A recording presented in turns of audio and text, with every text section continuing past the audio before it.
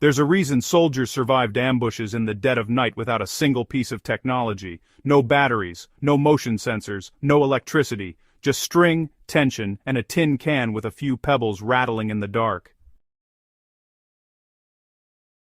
This wasn't improvised desperation, it was battlefield engineering at its most elegant, and what's remarkable is that the same system protecting jungle perimeters in World War II can protect your homestead, your campsite, or your bug-out location tonight. The old ways weren't primitive, they were perfect. War strips everything down to its bare bones. When you're deep in enemy territory, whether that's the jungles of the Pacific, the dense forests of occupied Europe, or a POW camp surrounded by barbed wire, your survival depends on one thing above all else. Knowing when someone is coming before they know you're awake. That's the psychological core of the tripwire alarm. It's not just about making noise, it's about buying time. Even 3 or 4 seconds of warning can be the difference between reacting and being caught completely off guard. During World War II, soldiers on both sides of the conflict developed early warning perimeter systems using whatever materials the environment offered: tin cans salvaged from ration kits, lengths of communication wire or simple twine, pebbles, spent bullet casings, broken glass, or dried beans, anything that could produce noise when disturbed. These materials cost nothing and required no maintenance. They didn't run out of batteries on a cold night. They didn't short-circuit in the rain, they simply worked. The genius of the design is rooted in physics, not technology. Tension is stored energy. When a wire is pulled taut between 2 anchor points and something disturbs it, that energy releases instantly and unpredictably. The alarm doesn't need power. The intruder provides the power themselves the moment they step into it. Understanding how these systems were actually built requires thinking like a soldier with limited resources and maximum creativity. The basic setup was this: a length of wire or strong twine was anchored between 2 fixed points, trees, tent pegs, fence posts, or stakes driven into the ground. The wire was positioned low to the ground, typically between ankle and knee height, in areas where movement was expected. Paths, gaps in vegetation, approaches to a camp, or the perimeter of a resting position were the prime locations. At one or several points along the wire, a tin can was suspended. Inside the can were loose objects, pebbles, small rocks, spent cartridge casings, or dried corn kernels. The can was attached directly to the wire so that any movement along the wire's length would transfer directly into the can, causing its contents to rattle loudly. The wire was kept under light tension, not so tight that it would snap or become obvious, but taut enough that any disturbance would be felt along the entire length. This is critical. Too loose, and the wire simply sags to the ground without triggering. Too tight, and it either breaks or becomes visible as a shiny line in certain light conditions. Soldiers learned to string the wire at varied heights across a single approach. One line at ankle height, another at knee height, staggered just a little bit apart. This created a layered detection zone. Even a careful intruder trying to avoid one line would probably hit the other. The cans themselves were sometimes partially buried or tucked behind cover, so, the sound seemed to come from nowhere, disorienting and alarming to anyone who triggered it. In some setups, the wire was connected to a stake driven into the ground, with the can hanging on a branch above.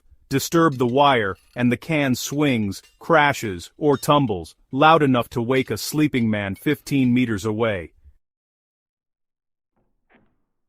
The tripwire alarm wasn't just used by frontline combat units. Actually, some of its most creative applications came from the most desperate circumstances imaginable. Prisoner of war camps. Allied prisoners in camps across the Pacific Theater used improvised alarm systems to detect guard patrols and warn other prisoners when unexpected inspections were coming.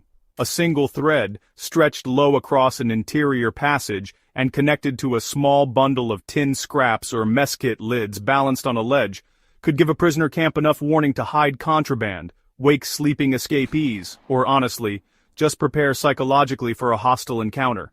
In those settings, the alarm wasn't about fighting. It was about knowing. Information was power, and a rattling tin can was information. In the jungles of Southeast Asia, the challenge was, well, a little different. Dense vegetation created natural concealment but also natural sound dampening. Bamboo often replaced tin cans in many jungle configurations. Hollow bamboo sections, suspended so that they strike each other when the line is disturbed, create a distinctive clacking sound that carries well through dense vegetation. Partisan units operating behind enemy lines in occupied France and Eastern Europe used similar systems around their forest camps and safe houses. A glass bottle, suspended from a low branch by a length of thread, a tin lid balanced atop a fence post, connected to a wire across a gateway. Simple, silent, and devastatingly effective. Here's the part that connects two world wars to your backyard, your campsite, and your off-grid setup. You don't need ration tins or communication wire. Everything required is already sitting in most households right now. What you need: start with strong, lightweight line. Fishing line is ideal. It's nearly invisible in low light, highly resistant to moisture, and has excellent tensile strength. Paracord works for less concealed setups. Even heavy-duty garden twine is serviceable. Get roughly 15 to 30 meters per perimeter zone you want to cover.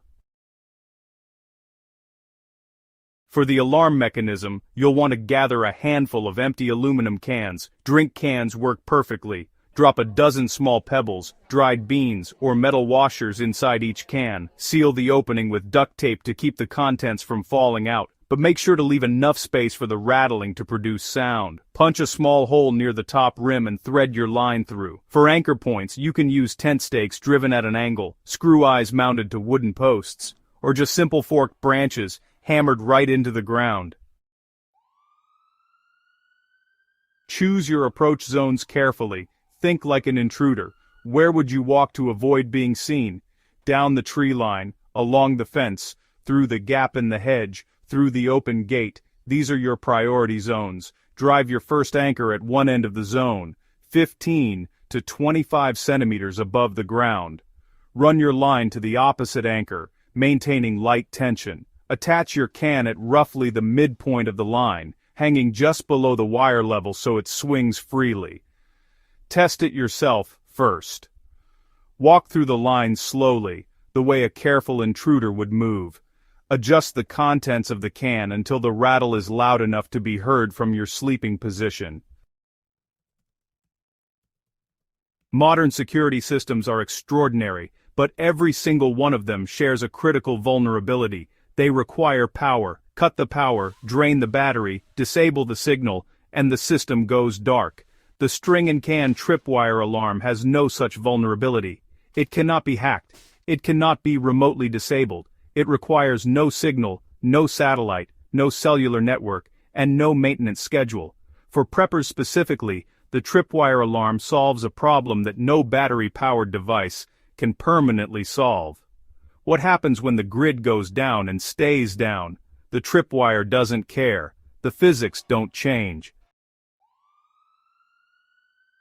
Check and reset the system each morning. Look for lines that have gone slack, cans that have shifted, or anchors that have been disturbed by animals. Deer, dogs, and wind are your primary sources of false alarms. Address them by adjusting can height, using heavier internal rattling materials, and placing anchors in positions sheltered from direct wind exposure.